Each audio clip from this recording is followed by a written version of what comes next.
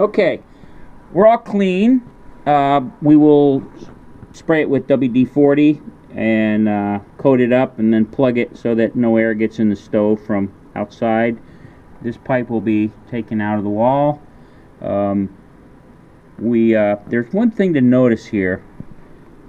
A power vent, which we've used for years, we just introduced the direct vents, would have had to been cleaned a couple, 3 times during the season, whereas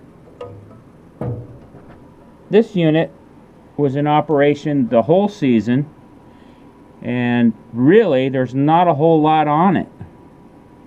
I'm going to wire brush that off and clean it up and spray it down with some WD-40, but this little unit really doesn't get that dirty. One thing to note about this, the barometric damper controls the draft, so you just turn on the fan speed and get it so the barometric damper is just barely open, like so, and you're good to go.